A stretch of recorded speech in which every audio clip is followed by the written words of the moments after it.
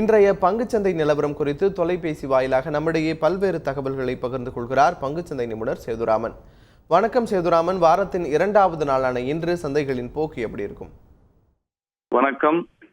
இன்றைய தினம் நமது சந்தைகளுடைய போக்கிலை பார்க்கும் பொழுது நேற்று மதியம் வந்த இந்த சுப்ரீம் கோர்ட் கோல் பிளாக் வெர்டிக்ட் மார்க்கெட்ல ஒரு பெரிய ஒரு இம்பாக்ட் ஏற்படுத்திருக்குன்னு சொல்லலாம்.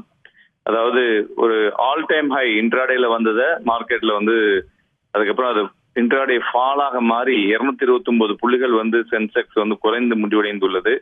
இருந்தாலும் 26,000க்கு மேல் இருப்பது குறிப்பிடத்தக்கது. அது போல நிப்டியும் 7,900க்கு மேல் முடிவடைந்து இருப்பதும் குறிப்பிடத்தக்கதுன்னு சொல்லலாம். ஸோ மெயினா இந்த கோல் ரீசன்னால மெட்டல் ஸ்டாக்ஸ் எல்லாம் பெருசா இறங்கியிருக்குன்னு சொல்லலாம்.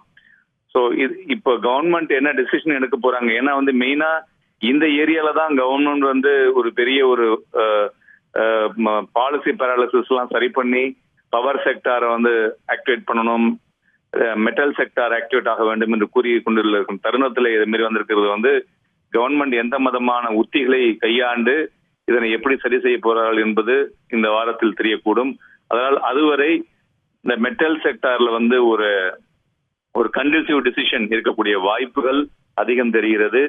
மறுபுறம் பார்த்தமையானால் இந்த வாரம் வெளிவரக்கூடிய டேட்டால ஜிடிபி டேட்டா ஒரு பெரிய ஒரு இம்ப்ரூவிங்கா இருக்கும் அப்படிங்கிற ஒரு எதிர்பார்ப்பு ஆல் அரவுண்ட் இருந்துட்டு இருக்கு. ஒரு கான்பிடன்ஸ் இன் டர்ன் அரவுண்ட் அப்படிங்கறத எல்லா சைடும் எக்கனாமிக்ல எதிர்பார்த்துட்டு இருக்காங்க.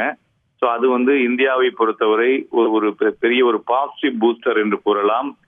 மேலும் உலகளாவிய சந்தைகளை பார்க்கும் பொழுது யுஎஸ் எக்கானமி பெட்டராக இம்ப்ரூவ் ஆக வேண்டும் கொண்டிருப்பதால் அங்க ஒரு பெட்டர் கான்பிடன்ஸ் இருக்கு.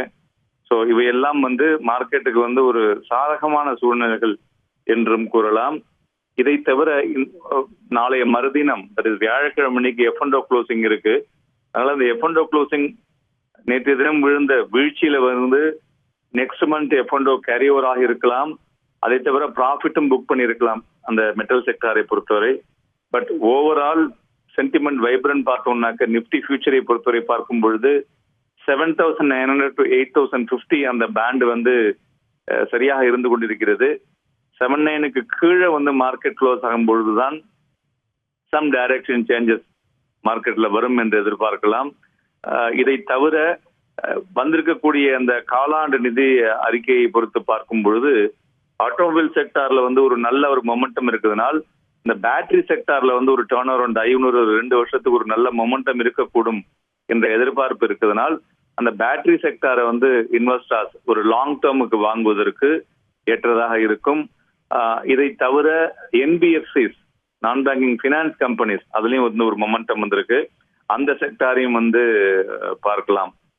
மேலும் இப்பொழுது இன்வெஸ்டர்களுடைய இம்ப்ரூவ்மெண்டை பார்த்தமையானால் அந்த அல்காரிதம் என்று சொல்லக்கூடிய அதுல அவங்களுடைய ட்ரேடிங் ஆக்டிவிட்டி அதிகமாக இருக்கிறது. அதனால இந்த வாலட்டிலிட்டி அதிகரித்து கொண்டுதான் இருக்கிறது. அதனால ஆல்வேஸ் யூஸ் ஸ்டாப் லாஸ் சொல்லுவோம், அதை யூஸ் பண்ணலாம். அதுபோல் இன்றைய தினம் ஸ்னோசம் என்று சொல்லக்கூடிய புதிதாக ஒரு ஐபிஓ ஓப்பன் ஆக இருக்கிறது. 44 ரூபாயிலிருந்து 47 ரூபாய் வரை இன்றைய தினம் ஓப்பன் ஆகி ஆகஸ்ட் 28 வரை இருக்கிறது. இது அவங்க இந்த கோல்டு ஸ்டோரேஜ் அந்த இண்டஸ்ட்ரியில ஒரு பெரிய லெவல்ல ஒரு மாற்றத்தை ஏற்படுத்த வேண்டும் இந்தியாவில் என்று வருகிறார்கள்.